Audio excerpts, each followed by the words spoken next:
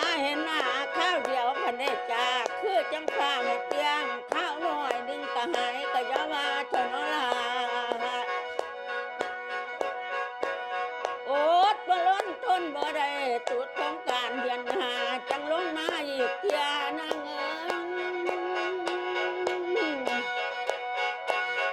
มาข้าวเยี่ยขึ้นยาจากวันเห็นบันในโง่คงไว้เมียเท่านั้นล่ะจากที่มาอยู่ข้างบ้านคนกินอย่างน้อทิมหาวแก้วกินกันยังกว้างดวงเสน่หาน้องได้ขึ้นเมียนี้จากภาคทุกทีและน้องกับลูกป้าญาเฮาถ้าเด้อนางเอ้ย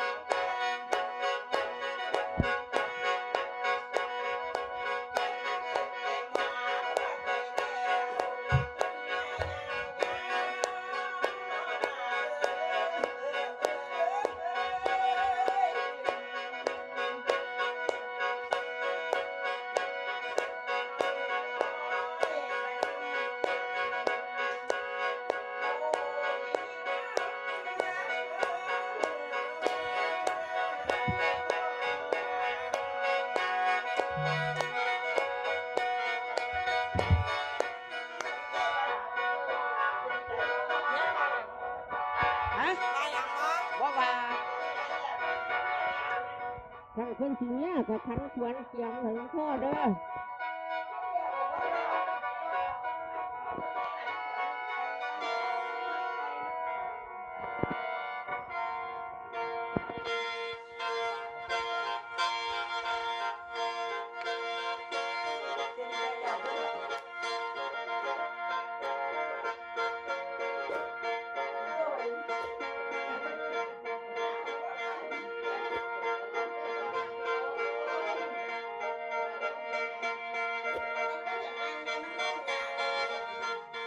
จังสิละสังขารเข้าใส่มันหลายก็เป็นตัว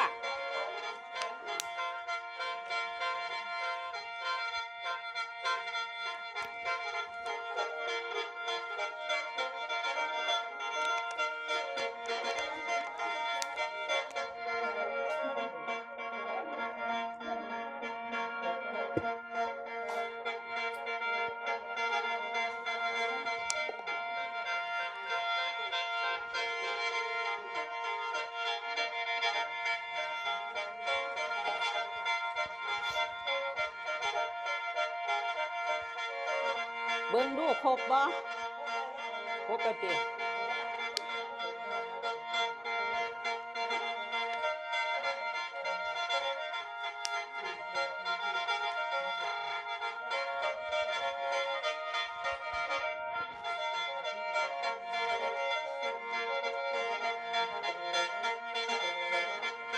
แต่ละอยู่ไสละบัด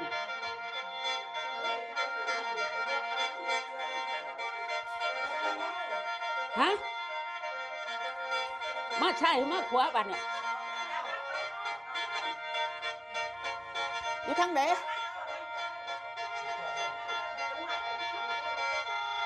ใกล้มือนี่รถ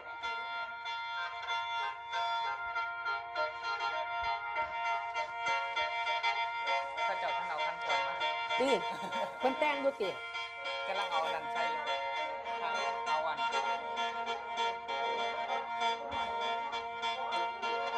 ขาดอย่างไรล่ะจะให้เป็นเรื่องมาแหวนใครได้เสียบผูกแหวนก็ได้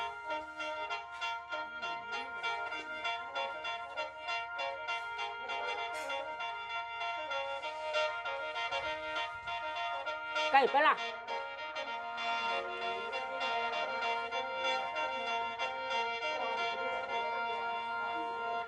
คือแนวขุดสาว่าเห็นน้ำจำมีนางซื้อแองปลูกดอกฮักว่าเป็นกอปลูกดอกเงาว่าจีจอกด ได้แล้วติมืออยู่ทางนี้เด้อมือ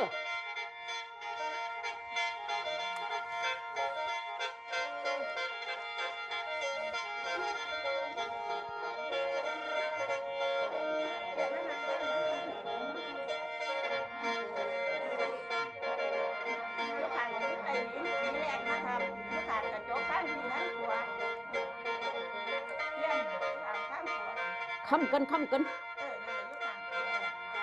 มันตกล่างไปเนี่ย ตกลงเหรอ เดี๋ยว เขายกขึ้นรถตกเอาหาเอารถแลนลงมาค่ะรีมาทำมันนอนไป เนี่ยอันนึงแล้วอันนึงแล้ว เอาข้างไว้ปั้นเข่าแม่มันจังบ่เหีย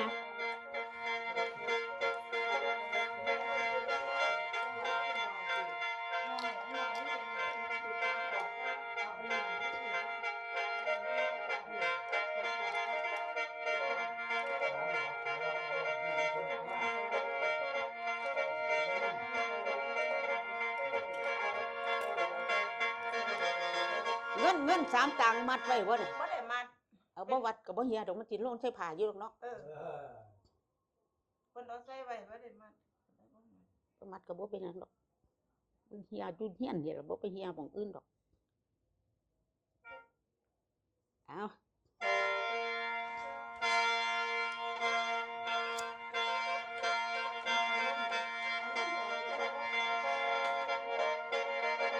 มากกว่าเด็กเด็กพัดลมเป่า เอา ข้าพัดลมอยู่ลมเป่าได้แล้วบัดนี้ แม่ว่างั้นแม่อันกับไฟติ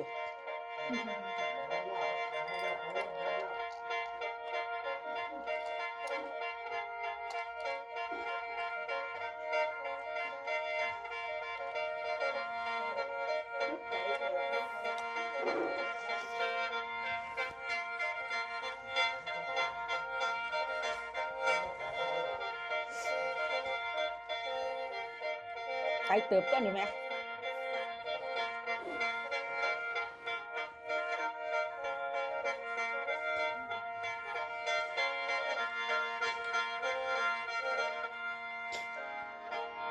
นางนี่ขอน้ำไม้สงกาเจ้าคุณพี่ดวงกิลีมัวสายแก้วคู่คนเบิดเห็ดแล้วป่วยไผ่น้องสิตาคันมันเบิดเห็ดแล้วก็วันน้องสิเต้าเมียนางที่ขอควันให้คำไม่ผู้เพิ่นป่วยเห็นให้เปิ้นงามไว้ช่วยดีได้ดังหลังเนี่ยทอนตันดังคันว่าแค่ควรคอยนางงามให้เจียงปอดจะให้มีบันเปลวแม่งทางป้องแงวนางนี่ขอน้ำเทวดาดาวในแดนรักษาเขตกับทั้งขุดหนักน้ำในใจแผ่นธรณีทั้งยิสูนมีคลาเพียงพร้อมนางสิขอควันคืนให้เจ้าคืนควันให้คำไม่น้อยอ่อนๆแน่เด้อทั้งขาเจ้าอย่าให้ข้าโสทั้งพ่ออย่าให้ข้าบวงเพิ่นหลังอีนางอย่าให้ไล่พอกพ่อไอ้เสือห้อยแสบเพิ่นตีให้คนดีน้ำทางสิมาเหยาวสาวผู้ดีนางสิมีวันเดินนี่เชิญน้องให้เต้าเคลื่อนโอ้ยเอาดังจักออกจักบาทก็มันตันดังมันจะออกบ่วะออกอีหลี ยายฟ้าเอาผ้าเช็ดเด้อจะพา นั่นน่ะออกอีหลีมันจื้อบ่บัดอ่ะเอาผ้ามาดูหันใจทั้งปากเว้ยดังเลยตันรู้ว่าฉัน เอาอีกป่ะ บ่เอาอัดก่อนเนี่ย ไม่ได้อัดดอก ห่วยห้ามันลมเดีย ไม่ได้อัดเดี๋ยวนี้แหละ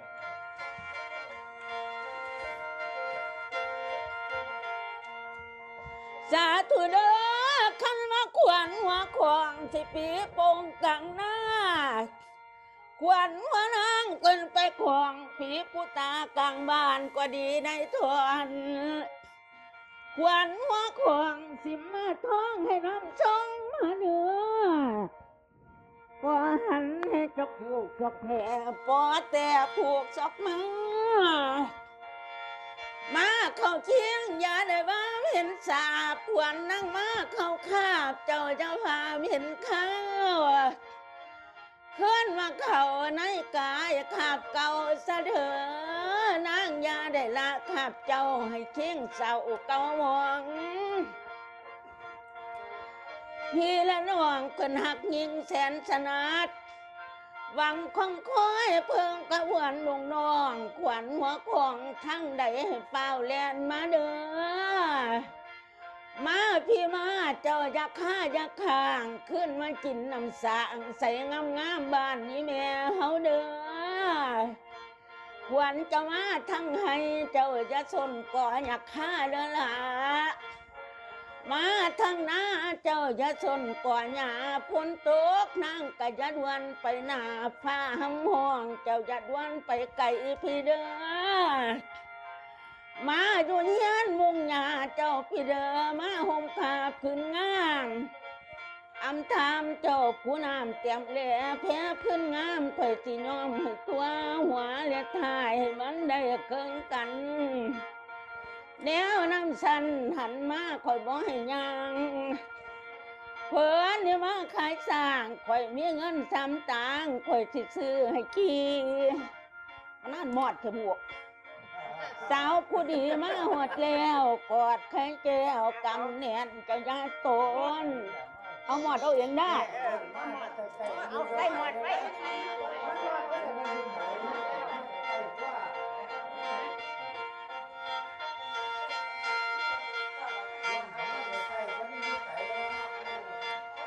กันมาเบิดเห็ดแล้วสิถวยผ้าลาเลิกเบิดเห็ดแล้วสิถวยเลิกลาเมียนางสิหันหลังกลับสิเต้าคืนเมียบ้านหันหลังเขาถวยบังคมกลมชมชมหอบกลมปอข้านกลมก้อยสิลาอายไว้คืนพี่เอ้ยเนี่ย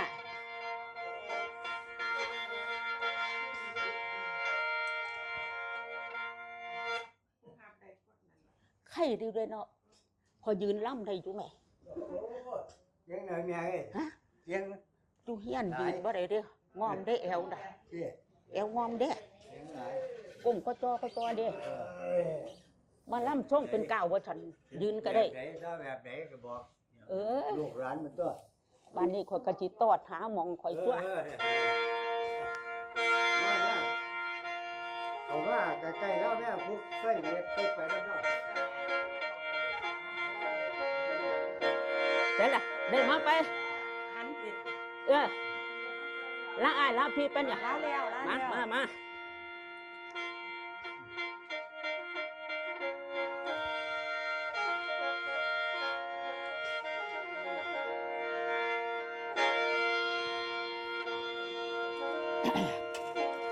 าบาทนี่พร้อมแล้วกันวะ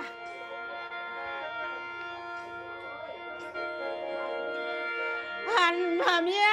ตัวน้อยทรงข้าเจ้าคุณพี่หลวงกิริมวยใส่แก้วให้เต้าเมียนอนจุ่มคนได้สายย้อนจะพวกพี่ผุนจันทั้งคำพันในเต้าเมียน้ออายเมียทั้งไก่สีพายสุวรรณดีพวกพี่รัศมีมวยบัวละพันจะพวกพี่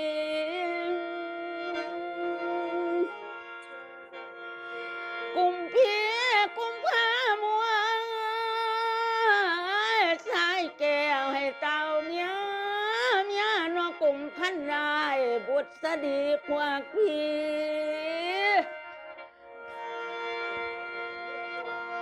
บัวที่สวยหอยลาดีเจ้าพูดห้ามล้นลี บุญมีลามา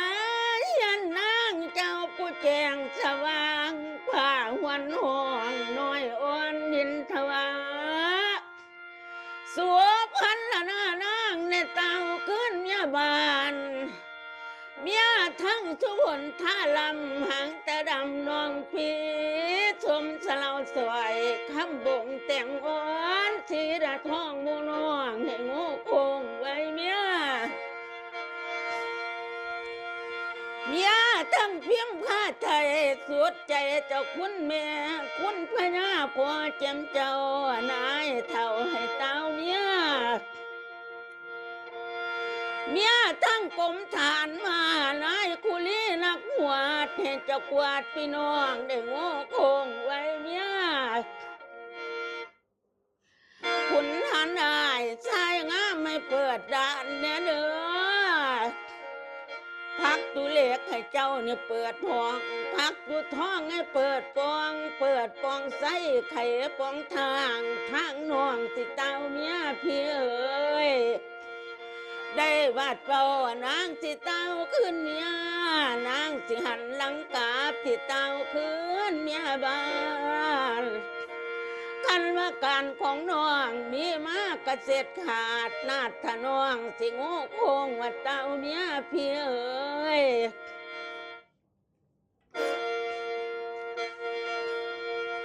โอ้ยพี่เอ๋ยกันนี่น้องอยู่พี่นั่นแหละกันว่าคนส่งแก้วแนวงามไม่เพิ่นในวันซุ่มเสดอ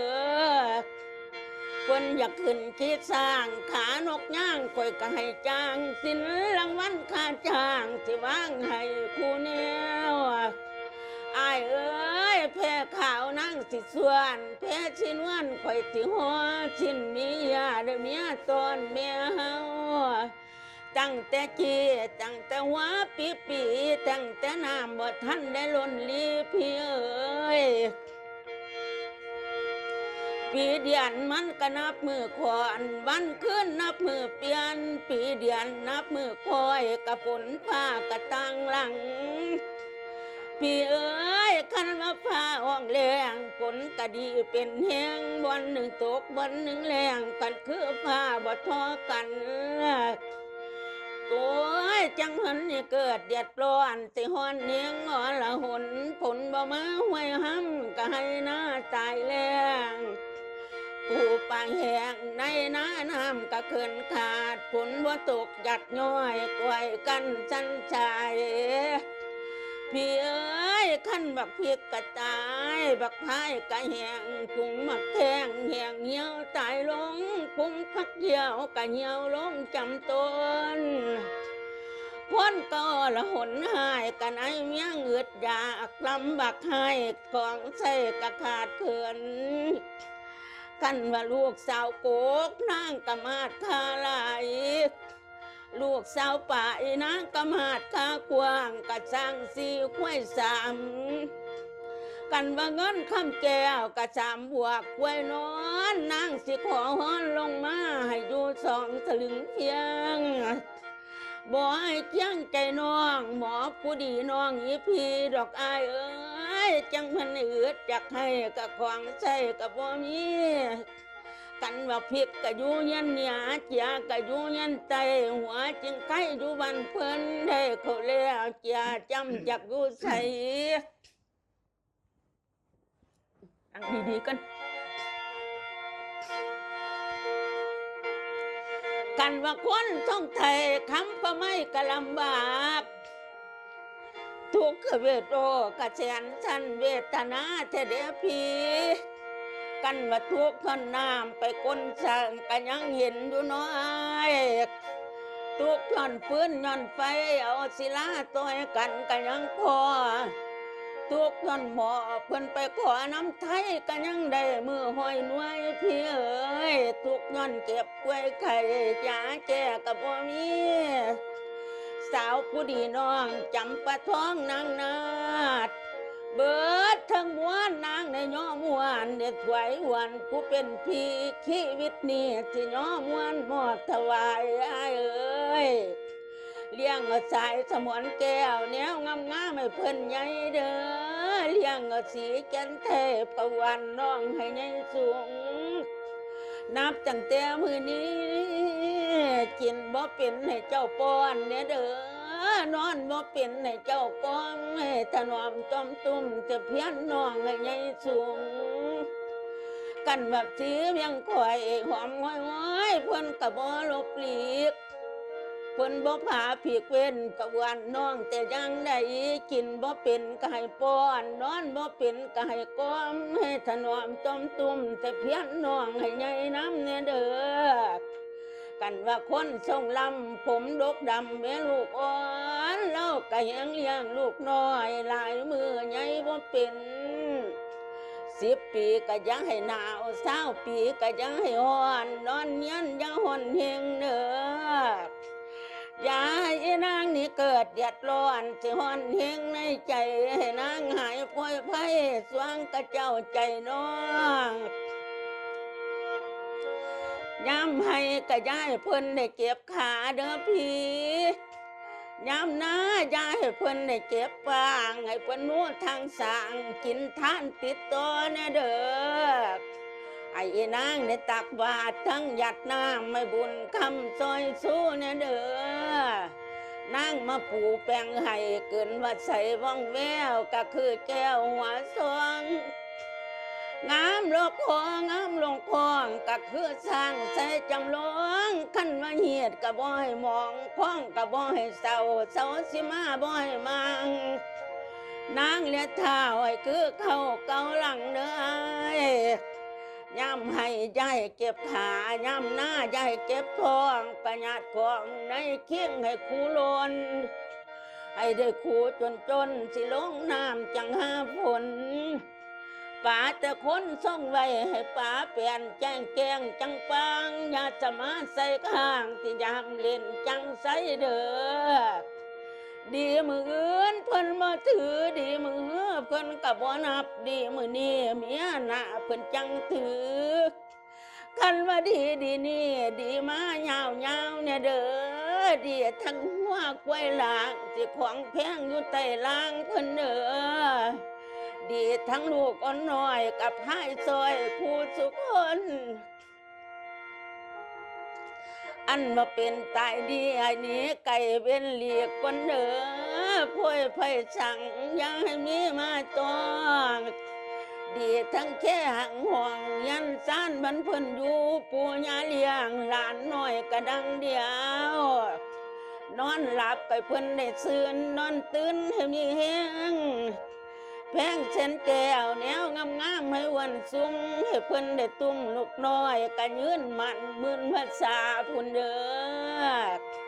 กันย้ำให้ก็จะให้เพิ่นได้ไข่บาเด้อย่ำหน้าจะให้เพิ่นได้เก็บปางให้นางได้นู้ทางสางส่วนมอนส่วนปานให้นางได้นู้ทางสิตินสินกล้วยไหม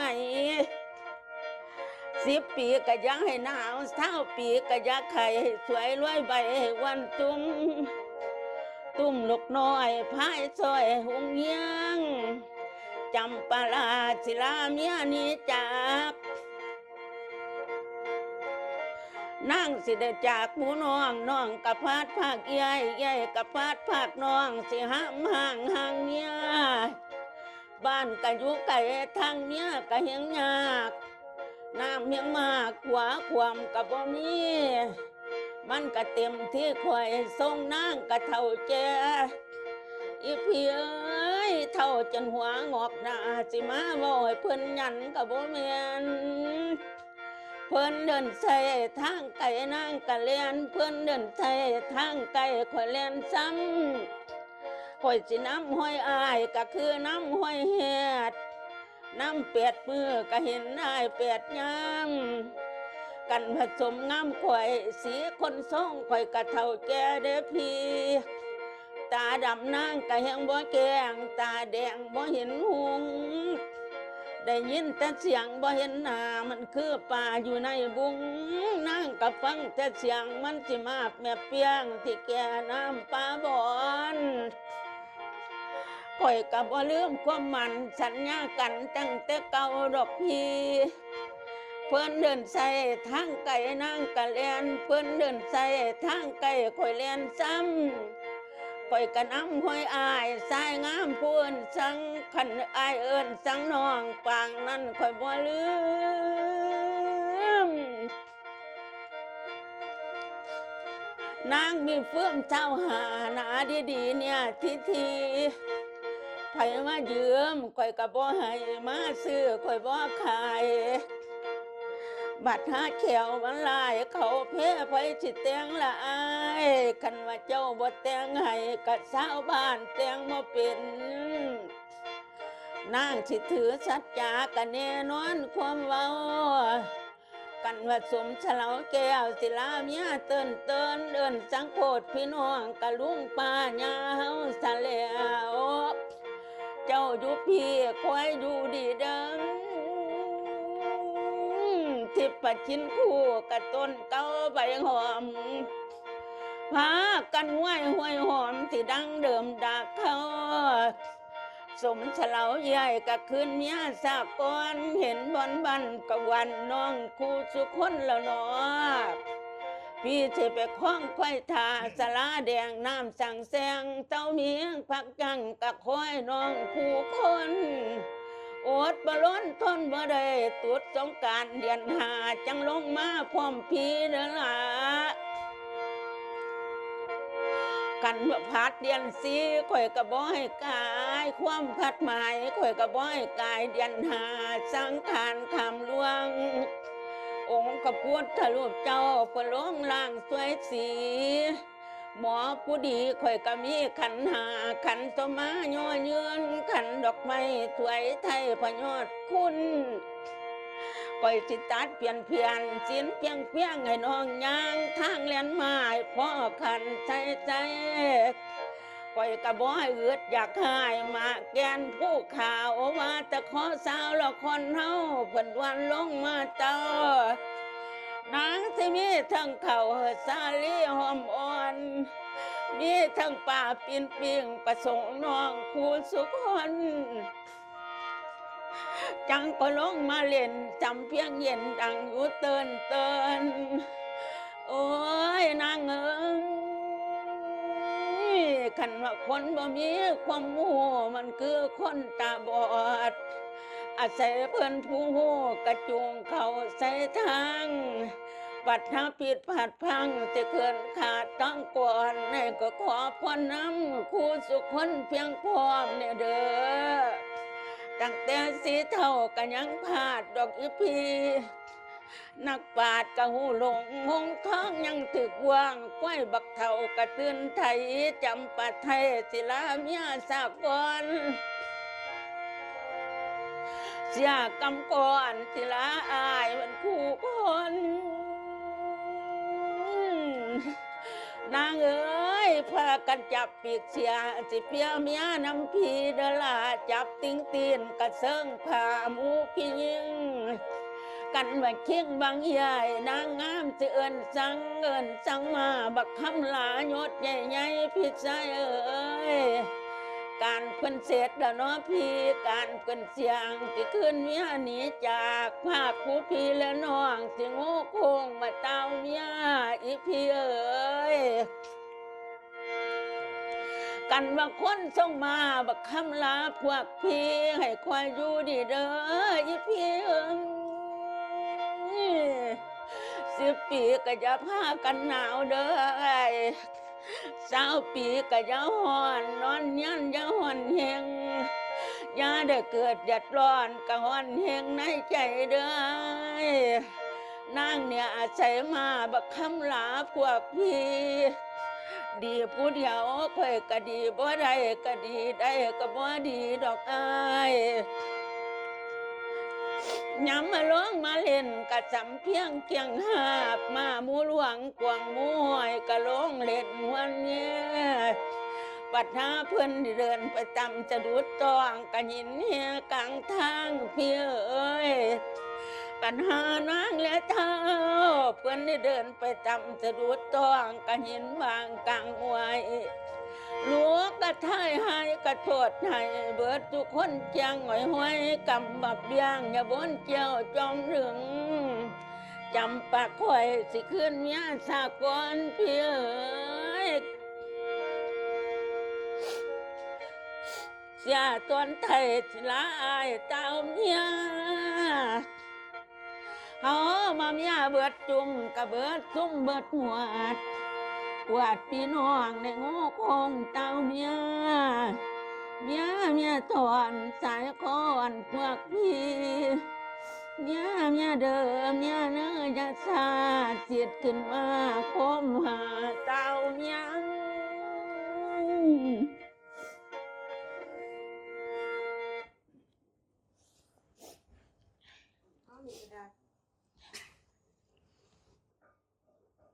เอาพี่กับน้องมีทองปันกันเด้อบ้านเนี่ยเหตุบ่ให้มองข้องบ่ให้เศร้าแขนมาบ้านเนี่ยเหตุบ่ให้มองข้องบ่ให้เศร้าแพ้สินเจ้าบ่ให้มางสินรางวัลค่าจ้างว่างให้ครูแนวแพ้ขาวเอี่ยกระส่วนแพ้สินวลข่อยก็ฮอสินมีเอี่ยมเนี่ยตอนนี้แม่เฮาเด้อสมสะเลาแก้วแนวงามให้อ้วนตุ่มให้ได้ตุ่มลูกน้อยยืนมันมื่นวาสาพุ่นเด้อไปคอยบอกแล้วตัวว่ามันสิผิดมันสิหลงใส่มือคอยบัดเห็นล่ะได้ไข่บ่ต้มทีเดียวเนี่ยเสร็จละไปทุบไข่เขาแตกเฉยติอุ้ยว่าแล้วคอยว่ามันสิหลงไข่เด้อมันสิหลงไข่เด้อคอยว่าอันนี้เรื่องเรื่องตั้งหาขึ้นได้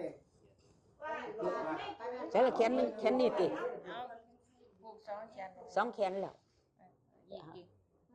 สาธุเด้อคุณพระพุทธเจ้าพระธรรมพระเจ้าพระสงฆ์พระเจ้าคุณบิดามารดาคุณครูบาอาจารย์เทพดาในธรณีเจ้าตีเจ้าฐานคุณศีลคุณธรรมปกปักรักษาเด้อคนผู้นี้เฮ็ดแนวมันดีให้เจริญหุ่งเฮี้ยงไปหน้าเด้อกันเฮ็ดแนวบ่ถูกต้องก็สอนเอาแน่เด้อไปทุบไข่ดิบเฉยติมันจื้อบ่บัดข่อยว่าแล้วเอาไปตะมันตัวนี่แล้วข่อยไปล่ำบันหน่อยหัวบึงอ่ะทุบออกแตกจากรถมึงจื้อบ่บัดอ่ะบ่เจ้าคือบ่ไว้ตะมันหลงพะนะคนว่าอยู่ในต้มแล้วถุงว่าถุงแผ่นว่าต้มยุดนอกหวานสิก็เอาอันหลงก็เป็นได้เนาะคนเฮาเนาะอันนี้น้ำหอมนี่เอาหัวได้ล่ะจังซี่แหละมันลืมเป็นอยู่ด้วยป่านนี้เบิ่งคักๆอันด้วยได้ต้มใบเชียงไว้ตะมันอย่ามาเอาดัวหมู่ใหญ่หลงได้เรื่องมันดีเอาอีกข่อยจัก2เศษนึงขอผ่านเฮ้ยข้าเขาโดยบ่ได้เจตนาตัวนี้เฮาไปผิดก็แบบผู้ใดสิฮู้จักว่าใครอันต้มบ่ต้มเฮาก็สิฮู้จักแล้วบ่เฮาบ่ได้เห็นทางในมันเนาะสีเท่าก็ยังพลาดนับปาดกันหลงสร้างมันเถาะมันได้ผิดแล้วเอา2ติเอา2เส้นส่งน่ะฮะเอา2เส้นมาผูกแขนขอให้ผูกแขนนะแม่ใดนั่นได้ยินแต่เสียงบ่เห็นหน้าเด้นี่ค่อยแม่หยังก็โอเตี้ยค่อยตาบอดเด้เนี่ยเอา2เส้นแล้วเส้นนึงผูกเอาไปผูกให้หลานเอาเมียนำติ